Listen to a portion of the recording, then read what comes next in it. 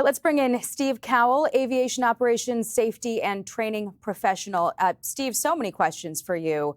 Given your expertise, we saw the president's statement on Truth Social that this helicopter was flying too high. Here's what the press secretary said about that. Listen.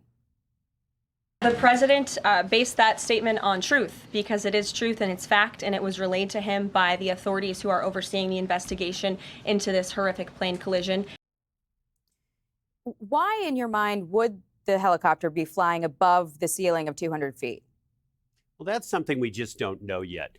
The National Transportation Safety Board is comprised of a lot of very, very experienced professionals that are going to make this independent investigation looking at every aspect of this unfortunate accident. So I think we should leave that to the investigators to figure out. In your mind, is there any way that the pilots could have avoided a collision, given what we've seen? We just don't know enough yet. The aircraft on approach, the CRJ, was approximately 25 seconds from landing at, about 1.1 miles from the threshold of the airport. We know that the helicopter acknowledged seeing the aircraft. Whether that helicopter pilot saw another aircraft remains to be seen. So there's just a lot of components. All of these facts, these little small segments that are going to be coming out are going to push us in one direction or another. But I'd like to caution everybody, let's let the professionals do their job independently and come to a thorough conclusion so that we can improve safety of the system overall.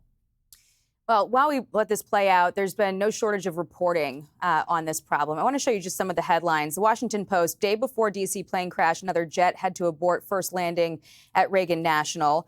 New York Times, staffing was not normal at Reagan Airport Tower, according to an FAA report. New York Post, supervisor let air traffic controller leave shift early before the D.C. plane crash.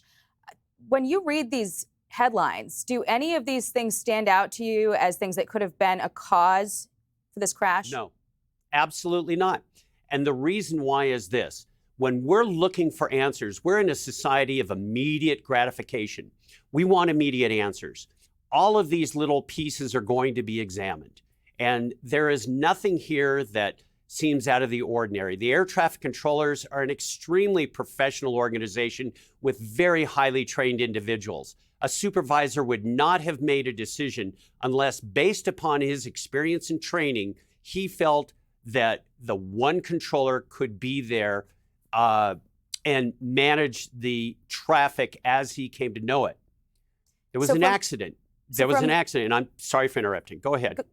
Just from the audio we've heard with just about 30 seconds left, you're saying that what we've heard relayed from the tower, there was nothing wrong with that it wasn't too late or insufficient? No, I'm not saying that, and I'm not saying that it was. I'm not saying that it wasn't. But we need to look at what happened in the past. For instance, ComAir 5191 at Lexington, Kentucky, and see if that situation once again transpired here. I don't believe that it did. The investigation will bear everything out. And so many people are waiting for those answers. Steve Cowell, thank you so much for your time. Really appreciate it.